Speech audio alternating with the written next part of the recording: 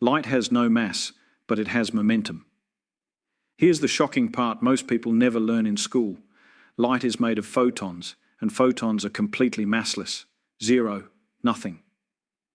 Yet somehow this nothing carries energy and momentum, real, physical, measurable momentum. This sounds like a contradiction because we're taught momentum equals mass times velocity. But nature doesn't care about our tidy little formulas. Photons prove that momentum can exist without mass as long as you're moving at the speed of light. This single fact breaks the classical picture wide open and forces us to ask a much bigger question. If gravity pulls on mass and light has none, how could gravity possibly touch it at all? This is where the real mystery begins. Newton's entire universe assumed that gravitational attraction was a conversation between masses, an invisible string pulling two heavy objects together. Light, having no mass, should be invisible to that string entirely. It should sail past a star, a planet, a black hole, completely untouched, completely indifferent. But observation after observation shows the opposite. Light bends. It curves around massive objects, as if something invisible is grabbing it and redirecting its path. That contradiction, a massless thing being affected by mass, is not a flaw in nature. It's a signal. It's nature whispering that our old model of gravity was incomplete and something deeper, stranger, and far more beautiful was waiting underneath. Newton's gravity predicts the wrong answer. Isaac Newton gave us a magnificent tool, the idea that every mass attracts every other mass through a force reaching across empty space. For over 200 years, this idea worked. It sent us cannonballs, predicted planetary orbits, and even helped locate Neptune before anyone saw it. But when you try to apply Newton's force of gravity to light, you run into a wall, because Newtonian gravity is a story about masses pulling masses. Photons don't qualify. If you force Newton's equations to make a prediction anyway, treating light as if it had some tiny effective mass, you get a number for how much starlight should bend around the sun. It's a small number, but it's a number, and that number turned out to be wrong, not approximately wrong, exactly half of what was actually observed. This is one of the most electrifying moments in the history of physics, because it means we weren't just missing a detail, we were missing an entire layer of reality. When an experiment doesn't just contradict a theory but contradicts it by a precise calculable factor of 2, that's not noise. That's evidence pointing toward a completely different explanation. Newton's gravity treated space as a fixed, unchanging stage, where objects moved and forces acted. But light bending by exactly double Newton's prediction demanded a totally new kind of stage, one where space itself is not passive, but alive, flexible, and responsive to everything within it. Gravity isn't a force, it's the shape of space. Now here comes the idea that shatters everything you thought you knew about gravity. Gravity might not be a pull at all. It might not be a force reaching out from one object to grab another. Instead, imagine that mass and energy actually change the shape of the space around them.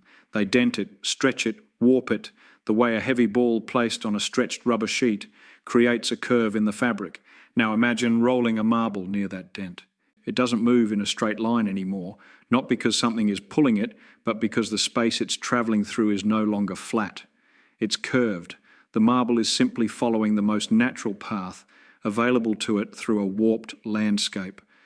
This is the radical shift. Objects don't get pulled by gravity, they get guided by geometry. And here's the beautiful part. This idea doesn't care whether the marble has mass or not. No, even something massless moving through a warped region of space has no choice but to follow the curve because there is no other straight path left for it to take. Gravity, in this view, isn't reaching out and grabbing light. Light is simply moving in a straight line through a universe that is no longer straight.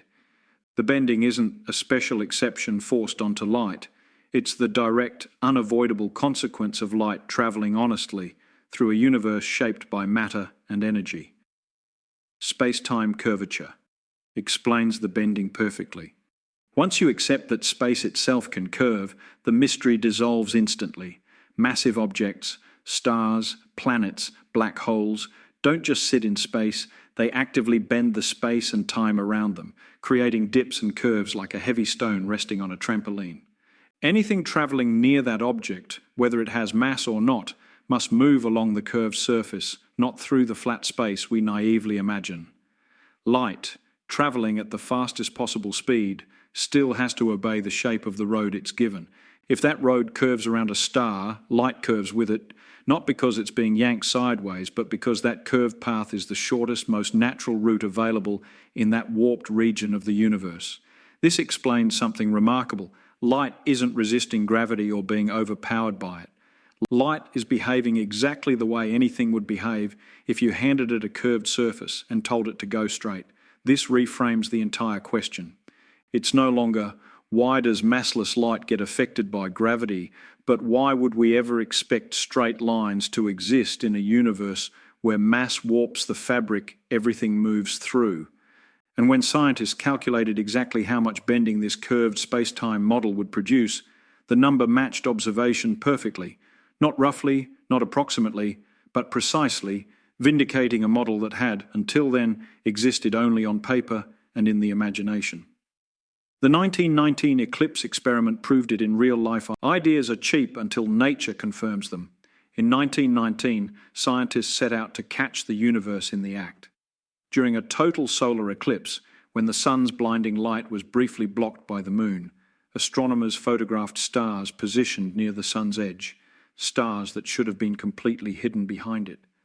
But because the sun's gravity bent the starlight passing near it, those stars appeared to be in a slightly different position than where they truly were.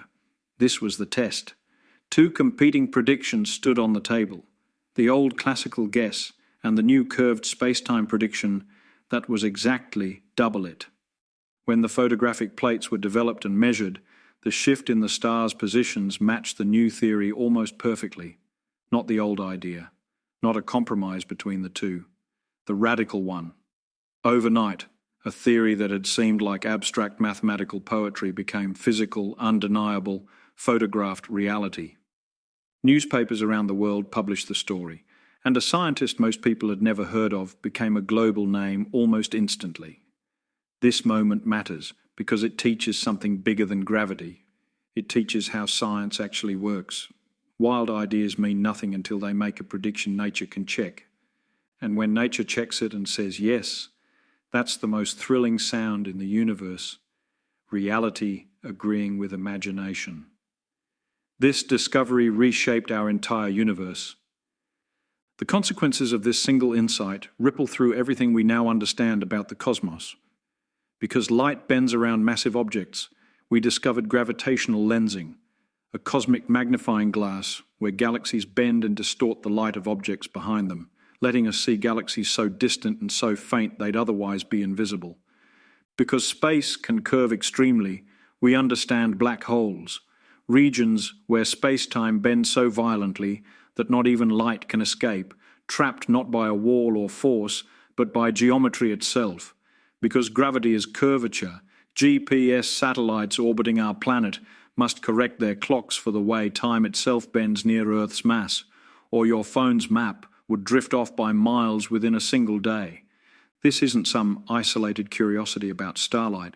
It's the foundation underneath modern cosmology, modern navigation, and our modern picture of the universe's birth and fate. A simple, almost embarrassing question, why does something with no mass get bent by gravity, cracked open one of the deepest truths about reality, that space and time are not a fixed, empty backdrop, but active participants in everything that happens. The universe isn't a stage. It's a living, flexible fabric. And once you see that, you can never look at the sky, a shadow, or even your own GPS the same way again. What if I told you that something with absolutely no weight, no mass, nothing you could ever put on a scale, bends, curves, changes direction just because a star happens to be nearby? Doesn't that sound almost like a joke nature is playing on us? Because think about it the way we were taught to think about gravity. Gravity pulls on mass. The more mass you have, the harder it pulls. That's the whole deal, right? An apple falls because the earth has mass and the apple has mass, and something invisible tugs between them. Simple, clean, makes sense. Except light has no mass. None. Zero. And yet, when starlight passes close to the sun, it bends. It doesn't go straight. It curves just like a planet would, just like that falling apple would. Now, if gravity only pulls on mass and light has no mass to pull on, what in the world is grabbing it? This is exactly the kind of question that should keep you up at night. Because when Newton's old idea of gravity, the pulling string idea, was used to guess how much starlight should bend, it gave an answer, a real, calculable number. And when someone finally went out and actually measured it during an eclipse, photographing stars at the very edge of the sun's blinding light, the bending was there, but it was twice what the old theory predicted. Not close, not approximately right. Exactly double. Now that's not a small mistake. That's nature standing up and saying, "You wait, you've been thinking about this all wrong." So here's the wild idea that fixes everything. What if gravity was never a pull at all? What if it's not a force reaching across space to grab things? What if space itself isn't flat, isn't empty, isn't just a stage that things move around on, but is something that bends, stretches and warps depending on what's sitting inside it? Picture a heavy ball resting on a stretched sheet of rubber. It doesn't reach out and grab a marble rolling nearby. It just sits there, dipping the sheet down around it, and the marble rolling past isn't being pulled sideways by some invisible hand. It's just following the curve of the sheet, because that's the only path available to it now. That's what mass does to space. It doesn't pull, it bends the road. And anything travelling on that road, heavy or light, massive or massless, has no choice but to follow the curve, because there is no straight path left to follow. And this is the beautiful part. This explanation doesn't care whether you have mass or not. Light doesn't need mass to be affected by a curved road, because it was never being pulled in the first place. It was just going straight, honestly, faithfully, through a universe that had quietly stopped being straight around that star. When someone finally worked out how much bending this curved space idea would produce, it matched the eclipse photographs exactly. Not the old number, the new one, the strange one, the one that sounded almost too weird to be true. And once that idea was confirmed, it didn't just explain starlight, it handed us black holes, regions where space curves so violently that light gets trapped forever, not by a wall but by geometry itself. It handed us gravitational lensing, entire galaxies bending the light of galaxies behind them like a cosmic magnifying glass, letting us see across billions of years of the universe's history. It even hides quietly in your phone, correcting the clocks on satellites in orbit, because time itself bends near a massive planet. And without that correction, your map would drift off course within a single day. All of this, black holes, lensing, satellites, the whole modern picture of the cosmos, traces back to one embarrassingly simple question. Why does something with no mass get bent by gravity? And the answer turned out to be bigger than gravity itself. Space is not empty, space is not fixed. Space is alive, flexible and shaped by everything within it, and light travelling through it is just telling us the truth about its shape. So the next time you see a shadow curve, a star twinkle near the edge of the sun, or your phone quietly correct its own position from space, remember, you are watching geometry in motion. You are watching the universe bend. We started with a question that sounds almost impossible. How can gravity affect something that weighs nothing at all? But by chasing that question honestly, without settling for the easy answer, we uncovered one of the deepest truths in all of physics, that gravity isn't a pull between masses, but the curving of space and time itself. Light bends not because it's being dragged, but because it's simply following the only straight path left in a universe reshaped by matter. That single insight gave us black holes, gravitational lensing, and even the quiet correction humming inside your phone's GPS every single day. It's a reminder that the strangest, most uncomfortable questions are usually the ones hiding the biggest truths, and that curiosity, followed all the way to the end, can reshape how we see the entire universe. What if something with absolutely zero mass, nothing, not 1 gram, could still be bent, twisted and pulled off course by gravity? Sounds impossible, right? Gravity is supposed to pull on mass, no pull. That's the rule.